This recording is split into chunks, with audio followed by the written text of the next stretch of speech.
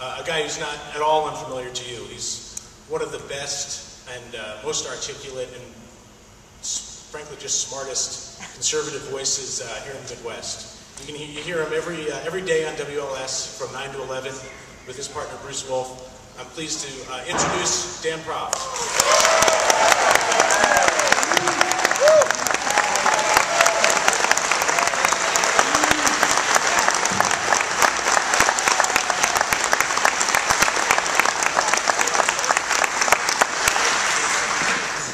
Nobody said you could sit down. The sister did. It's great to be here. I thank Dave Fromm and Americans for Prosperity Illinois for putting this together. I'm feeling a little out of sorts this morning because Steve Ballich is actually better dressed than I am today, which is an unusual thing. So, well, good morning, freeloaders. Yeah, right. Freeloaders, of course, is what President Obama referred to you all, people who play by the rules and get bills in the mail and finance the profligate behavior of others or the entitlements of others. That's what he referred to you as when discussing Obamacare in Ohio last week. This is, again, from the same administration that has said that we needed to keep spending in order to stave off bankruptcy.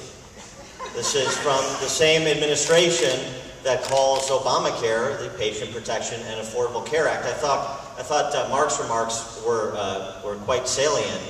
But the one thing I think we have to understand is they're not trying to help the little guy.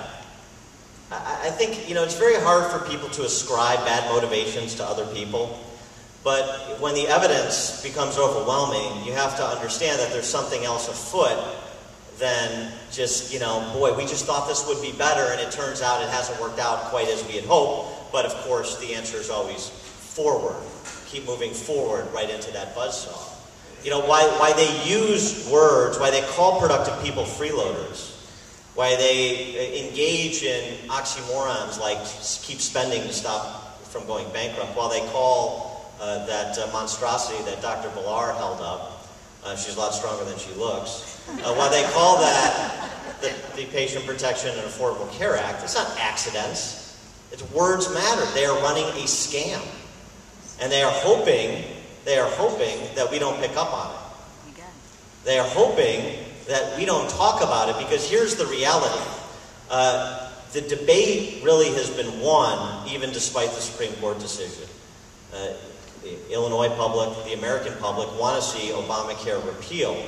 So Obama and the Democrats, including congressional Democrats running in this state, are not going to talk about Obamacare. They're not going to hold that up as a signature achievement of this administration. They don't want to talk about it, which tells you that we need to talk about it.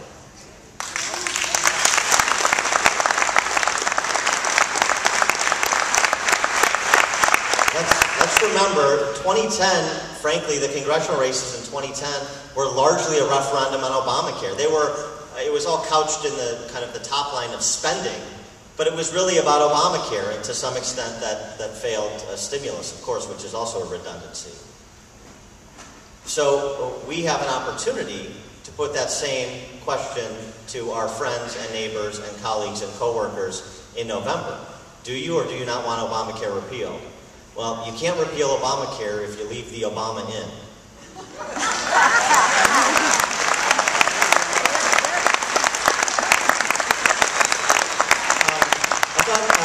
Just a couple points. One of the things that I think in terms of articulating why, not that you need to sell past the close, but I think it's important to be able to succinctly describe what's happening here. I think Dr. Villar and Mark and others have done a nice job of that, but just to put an exclamation point on it. Justice Roberts' majority decision was essentially this argument, which is very Obama-like. I believe that the federal government does not have unlimited power to regulate, but it does have unlimited power to tax and spend.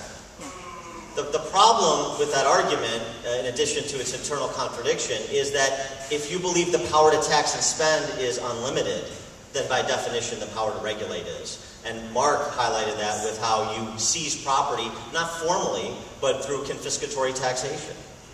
So understand, if you give unlimited power to tax and regulate, tax and spend, you are giving the federal government unlimited power to regulate, and that includes forcing you into the stream of commerce to purchase something you don't want to purchase.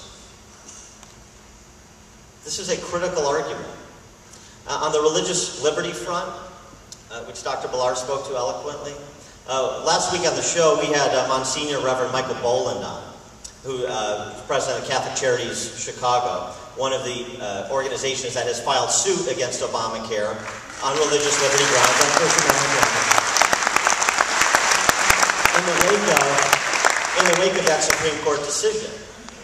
And one of the things that we talk about religious liberty, we talk about the First Amendment, sometimes we talk about those concepts in abstractions. Let's be real concrete about it. Monsignor Boland he said, look, they are forcing me and forcing Catholic Charities and forcing Catholic organizations and every other denomination to do what we don't do, which is to ask people what their religious faith is. I have to now interrogate people about their religious faith, because if I'm not only employing Catholics, even as volunteers, if I am not only serving Catholics, so their clients have to be you have to Spanish Inquisition them about their faith as well, their clients. If I'm not making sure that I'm only employing and utilizing Catholics, if I'm not only serving Catholics, then I have exposure, Catholic Charities has exposure to the mandates under Obamacare that are against my faith, the Church's faith, the Church's teaching, and the faith of a lot of people who work for us. So what the administration doesn't understand is that we serve people not because they're Catholic, but because we are. Yeah. And that's something that's been lost. I mean, there is nothing more dangerous, not only than telling people what they can and can't buy, how they can and cannot spend their money, but what they can and cannot believe and who they may or may not serve. And this is all wrapped up in Obamacare, which is why it is such a fundamental change, or would be if it's allowed to stand, a fundamental change to the free society that we've been for 235 years. Will be significantly less free, which is why, despite all of the propaganda, despite the tens of millions, hundreds of millions of dollars that has been spent on television commercials in battleground states, to all the speeches in prime time, Barack Obama can't move the needle. Because thankfully there's still at least 6 to 7 in 10 Americans who have their head squared on correctly, who respect the Constitution, and who understand that this is really the greatest siege on our way of life in 235 years. And I don't think it's an understatement to say that.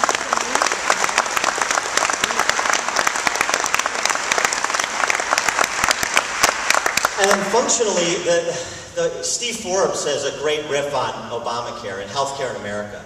He says, I don't understand this. In every other business, when you have increased demand for your good or service, that is good news. In healthcare in America, that's called a crisis.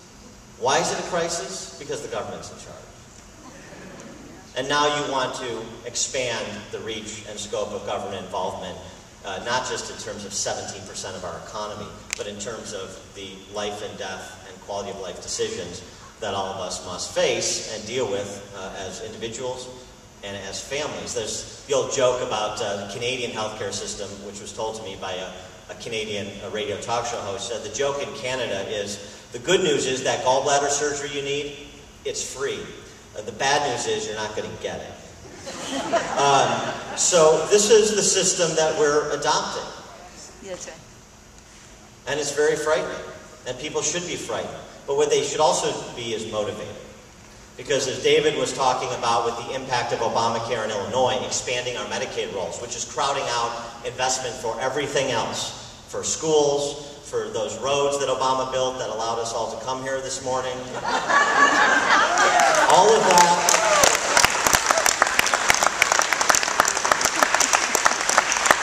All of that suffers because we run a system that is really not intended to provide quality, accessible care to anybody. It's intended to further relegate people to lives of dependency, because dependents are loyal voters. And that's what this game is. It's strictly about political power. They will use whatever euphemism, They will employ whatever tactic.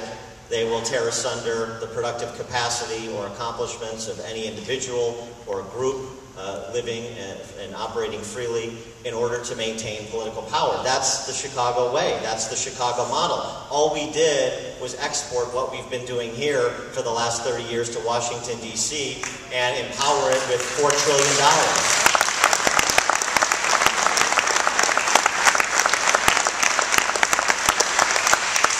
The good news, and there's lots of it, is, as I said, the argument has been won. Outside of Chicago, Obama is running 15 points behind his 2008 support in Illinois right now.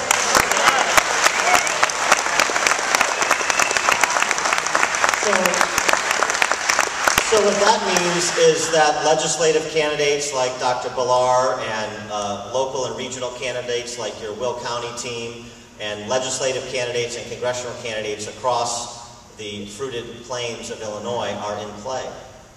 And we kind of created this mess by exporting our dysfunctional way of living to Washington.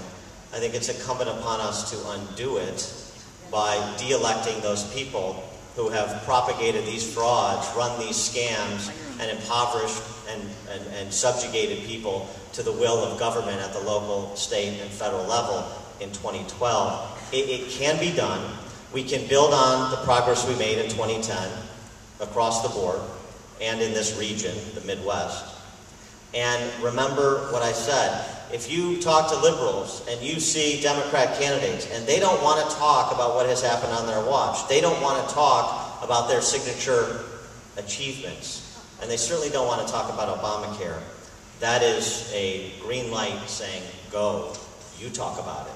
Because whatever they don't want to talk about, we should be talking about, because they know where the balance of power lies on this critical issue about the future of our state and our nation. Thank you very much.